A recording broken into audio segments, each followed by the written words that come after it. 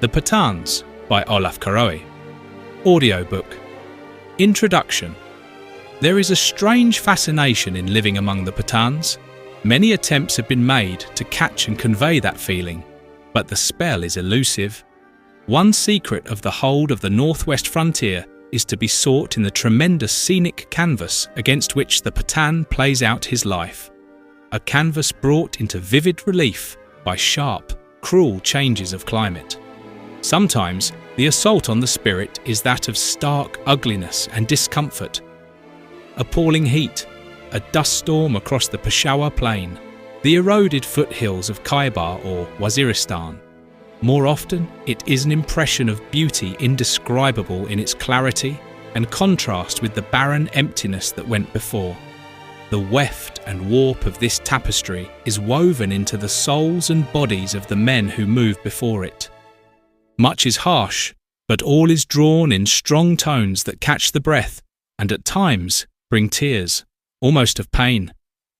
The life of a frontiersman is hard, wrote Ronald Shea, and he treads it daily on the brink of eternity. Yet, despite its obvious drawbacks, the fact remains that these endless ranges of rugged rocks rising from lower levels do possess the power of inspiring, in those whose lot is cast among them, an extraordinary enthusiasm. I do not suggest that the average warden of the marches habitually subjects his feelings to this kind of analysis, but the circumstances of his life are such that he frequently experiences the species of spiritual exaltation induced by solitude amid the grandeur of nature, and such experience is one of the factors that go to make the magic of the frontier. But the land was made for the men in it, not men for the land. For the stranger who had eyes to see and ears to hear, always as he drove through the Margala Pass just north of Rawalpindi and went on to cross the great bridge at Attock, there was a lifting of the heart and a knowledge that, however hard the task and beset with danger, here was a people who looked him in the face and made him feel he had come home. Yet, after 100 years and more of close contact, the Pathan remains to the world, and even to himself, something of an enigma. Many have spoken and written of him and his country, but the surface has been scarcely scratched. There is need for a deeper ploughing. In a word, the truth is that the history of the Pathans has never been unrolled. There are tribal annals, there is legend, there is myth. There is also a wide and detailed record of brilliant achievement by Pathan captains and kings far from their own land, even to the rank of empire at Delhi. There is the uncertain Afghan kingdom of the Duranis, but that was founded only 200 years ago and is but an episode in a long story. Although the Pathans have stood for centuries in the corridors between Khurasan and the Indian subcontinent, just at the very point where great civilizations have met and contended, although their mountain homes have been swept by conquering armies again and again, to rise like a breakwater from the sea, although the conquerors have passed on to found great empires, yet the Pathans who hold the gate have never been given a vision of their own story in perspective. In the modern sense, there is no connected history of the Pathans in their own land, whether written by themselves or by any of those through the ages who passed by. What, for instance, is the difference between Afghan and Pathan? Who and what are they, and what their origins? What has been their social and political organisation through the centuries, and have they succeeded in establishing a state? What is their language and what their literature? And how have they stood to the uncounted powers and principalities which at various periods of history have pressed upon them? What in the past has been their influence on affairs? What are their auguries for the future? These and a host of questions remain unanswered. I do not wish to anticipate conclusions here. Distinction and definition will emerge in due place as the story unfolds. But something should be said on the use I shall make of the terms Pathan and Afghan, often loosely employed by themselves as synonymous. When we come to examine origins, it will be found that a clear distinction can be drawn between those who inhabit plains and open plateaus on the one hand and the highlanders on the other. The former have always been regarded as the senior branch of the race and peculiarly entitled to the Afghan name. They again can be broadly divided into 1. The Western Afghans, of whom much the most important are the Abdalis, now known as the Duranis, and the Galgis, Gilzais Modo Persico, and 2. The Eastern Afghans, namely the Yusufzais and other kindred tribes of the Peshawar Plain and the valleys to the north of it. The Western Afghans have been subject in history to certain Persian influences which have affected the Duranis even to their language. Their contacts and development lay with the Safawi Empire of Persia, and Herat and Kandahar were their cultural centres. The Eastern Afghans, whom Elphinstone and other early writers called Burduraunis, are less amenable to the Persian tradition, partly because their contacts lay with the Mughal Empire which ruled from Delhi in Peshawar and Kabul. But both, Eastern and Western, are equally entitled to the Afghan name, which has a connotation far wider than that of a subject of the modern Afghan state, founded only in 1747. In between the Eastern and the Western Afghans, and, to some extent keeping them apart, are interposed the Highlanders. These include most of the famous names of the northwest frontier: Afridi, Katak, Orakzai, Bangash, Wazir, Masud, Turi. All these strike a chord in countless memories. The dialects of these tribes have something in common, and all are presented in genealogical legend as descended from a foundling common ancestor named Karlanri, not in the true Afghan line. These are preeminently the Pakhtuns or Pashtuns. They are the tribes who never fell under the effective sway of any recorded imperial authority, and now form the backbone of the so-called tribal belt, these hill Pathans. The appellation Pathan is the Indian variant of Pukhtana, the plural of Pakhtun, have always traded with the cities and towns towards the Indus, and not with Kabul or Ghazni to the west. Consequently, their links with the eastern Afghans of the Peshawar Valley have been much closer than with the Duranis or other tribes inhabiting the country to the west, which they know as Khurasan. Conversely, the eastern Afghans feel an undoubted sense of identity with the hill tribes, a sense which has hardly as yet attained to any concept of unity, but transcends tribal particularism. In a very broad way, and with some local exceptions, the Eastern Afghans and the Highland Pukhtana, their brethren, all live east of the Durand Line, within Pakistan as the successor state of the British in India. It is chiefly of these, the Eastern Afghans and the Highland Pukhtana, that I write in this book, but without exclusion of their Afghan affinities. Sher Shah, Pathan Emperor of Delhi in the 16th, and the Kathak poet Kushal in the 17th century, spoke of them as the men of Roh. Yet another distinction is necessary at the start. Every student of current political jargon is confused by the variants Pakhtun and Pashtun. It is common and confusing practice to refer to the language Pashtu spoken by Pukhtana in an imaginary Pashtunistan. There are two main variants of the language of the Pathans and Afghans when they are not Persian speakers: the Pakhtu spoken by the northeastern tribes and the Pashtu by those to the southwest. There are, of course, many other differences in the two main variants in addition to that of Kars-Yesh. The line of division between the two runs roughly east and west from the Indus just south of Attock through Kohat, up the Miranzai Valley to Tal, and thence south of the Kuram River to Hariob and the Shuta Garden Pass. Northeast of that line the hard language is spoken. This is the tongue of all the Peshawar tribes, of Dir, Swat, Buna and Bajor, of the Afridis, Orakzais, Shinwaris, Bangash and Turis. Southwest of the line and speaking the soft variant are all the Duranis, almost all the Galgis except a few near Jalalabad, all the tribes in Khost and Waziristan, as well as the tribes of Banu and the Derajat, many of them with Galgi affinities. The Pathan tribes of Job and other parts of Baluchistan close to Kandahar also speak the soft variant. One tribe only is split in half between the two, the Khataks. The main body of this tribe, living south of Kohat, speak Pashto, but the Khataks of Akora and Mardan, round about Kushal Khan's time, became assimilated to the Yusufzais and now speak Pakhto. Most texts of the poems of Kushal Khan Khatak, the most renowned of Pathan poets, were edited and lithographed in Peshawar, and are therefore in Pakhto.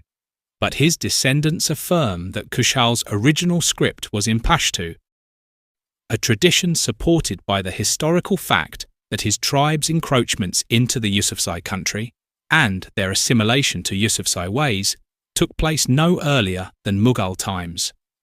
We may accept the Khatak's own tradition that originally they were all Pushtana, speaking the soft variant of the language. Nevertheless, the later emergence of the northern Khataks as Pukhtana is not without its significance as demonstrating the assimilative power of Pakhto over Pashto. The geographical distribution of the two forms of the language has resulted in a Peshawar predilection for Pakhto.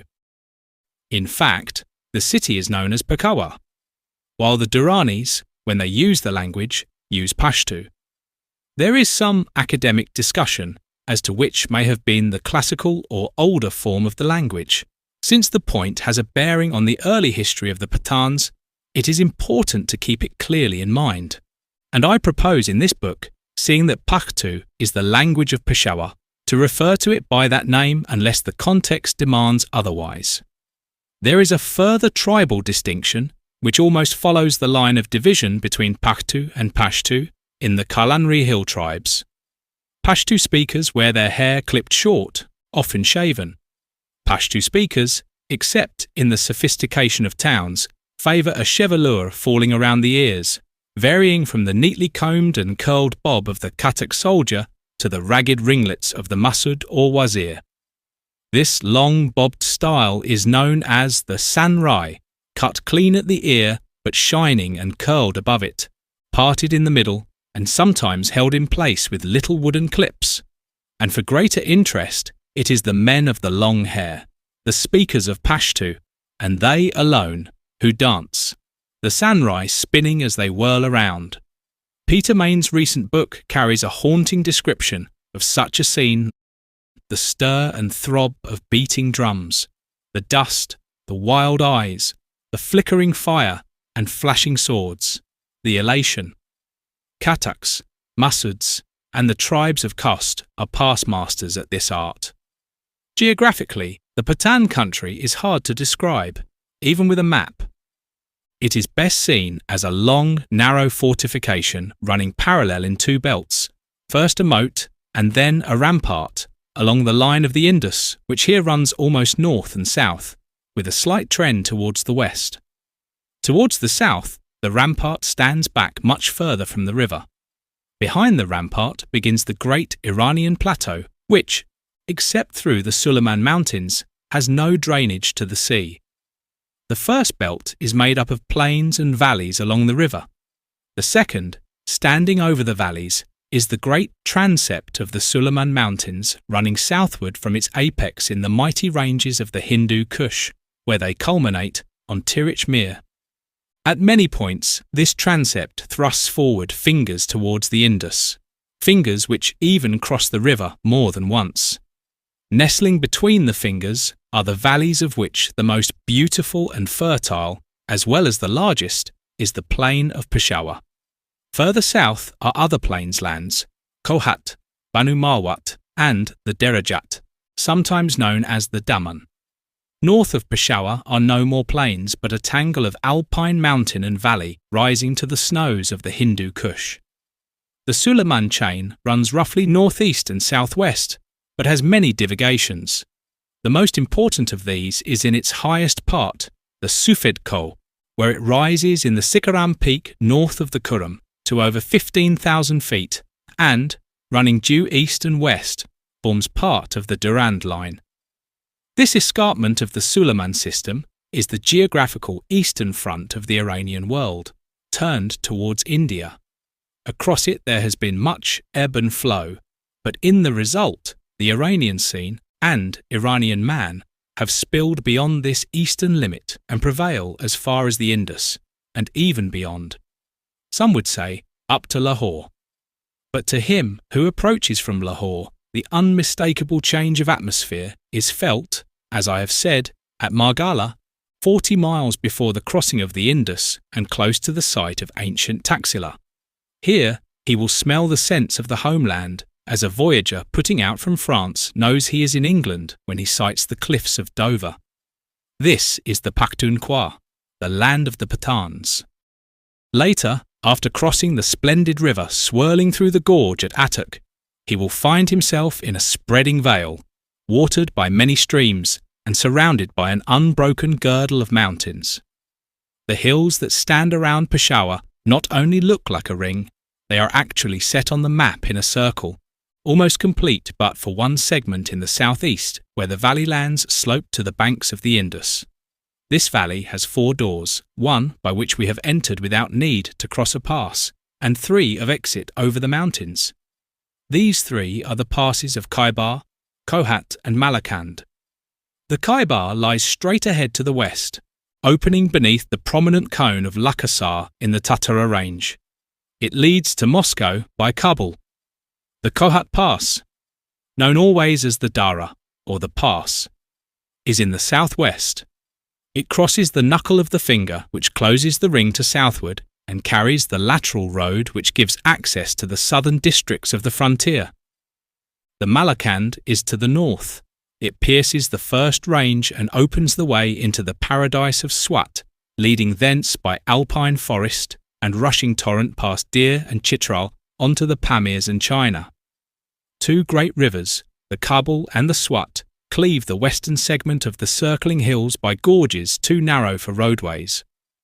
On entering the valley, the 2 rivers split into 5 channels, which reunite lower down to form the Landai, the Short River, and pour their Central Asian waters into the Indus just above Attock. The volume of the united stream is nearly as big as that of the Indus itself. The course of the Swat River presents a geographical phenomenon.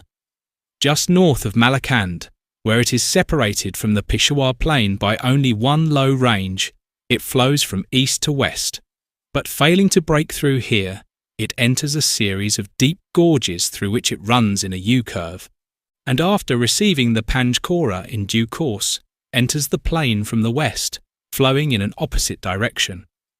What nature failed to do, man has done.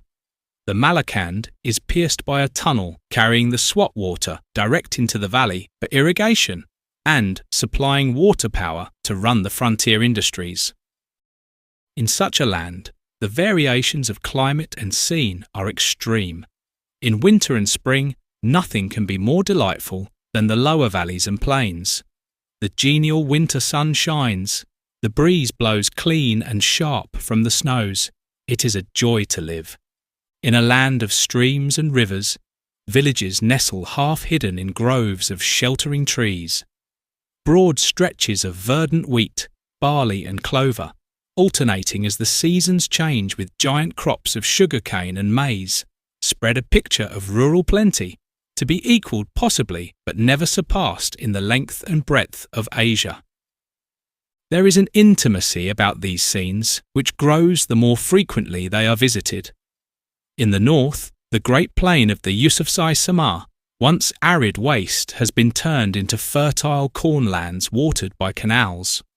Close under the hills, and side by side with canal irrigation, the old indigenous well cultivation proceeds, the shaded wells, the creaking wheels, the plodding oxen. Dear familiar places, lending the countryside the charm peculiar to this ancient form of husbandry.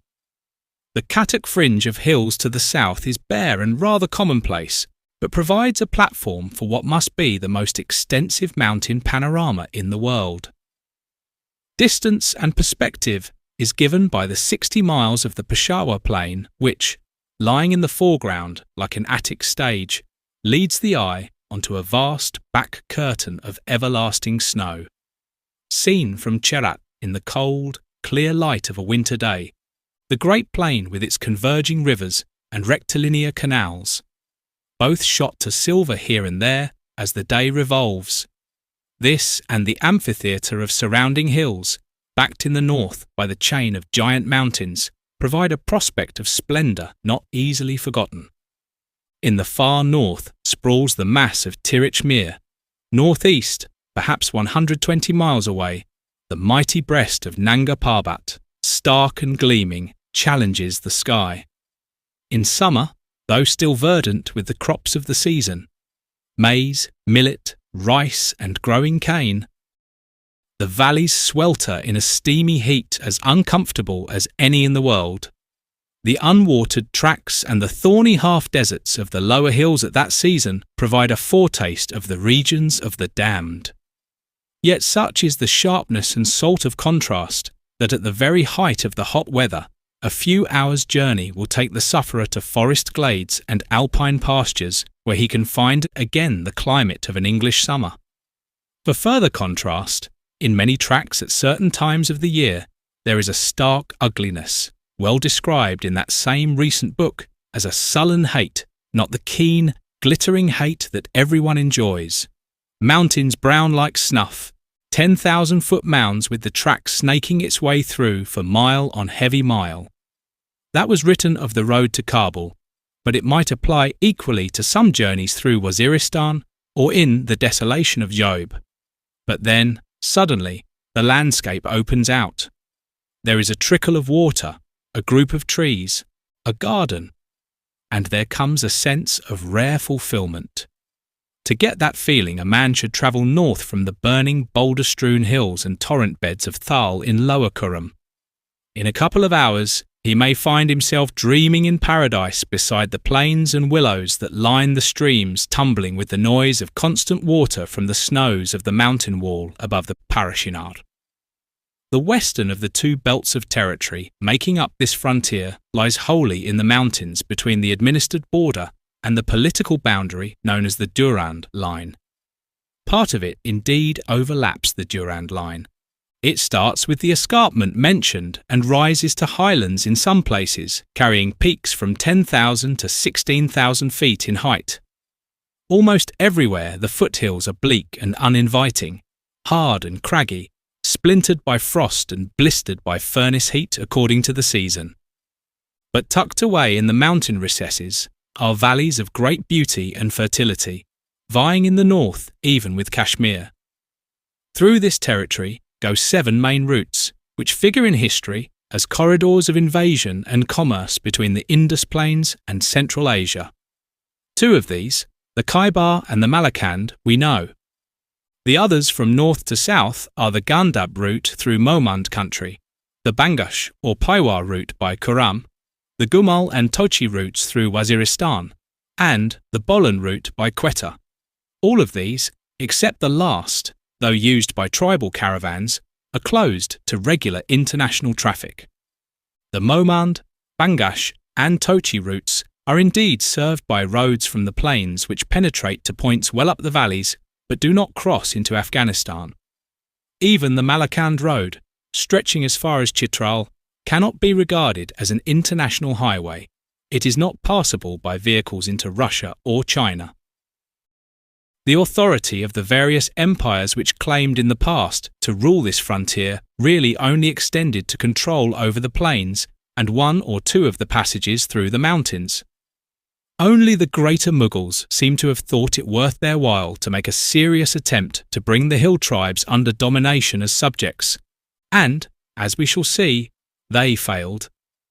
Even passage by a main route through the mountains had often to be asserted by force and with difficulty against the refractory tribes which held the road in use at the time. An understanding of this fact explains the escape of this tribal belt as a whole from subjection to any external power, a freedom symbolised by the failure to impose in it any taxation. This, too, is the reason why a tribal form of society has persisted in a country which lay across the passage of countless invaders, including Alexander, Genghis Khan, and Tamerlane, the most famous conquerors in all history. But there is another side to this medal. This very freedom, enjoyed over the centuries by the heartlands of the Pathan, denies to the inquirer all the usual raw material of history. Until 1747, there was no local principality. Therefore, there are no records or coins except those of the empires on whose fringes the tribal belt lay. Even the language of the Pathans does not seem to have been reduced to writing until the 15th century. And there is no extant literary work known to be genuine earlier than the 17th. Therefore, there are no chronicles available until relatively modern times. The Pathans did not build monuments or write inscriptions in their own country. Therefore, there is no epigraphical material. It follows that the historian must rely on stray and chance material available in the records, inscriptions, literature, monuments, and coins of the many dynasties and peoples whose path took them across the territories where the Afghans and Pathans now dwell, wherever possible, adjusting the results of his labour to the record and tradition, often oral, of the Pathans themselves. The most he can hope to do is to blaze a trail which others, with growing knowledge, may follow and improve. The prologue is spoken, and the curtain goes up. I must not further delay the play. One thing only would I add here.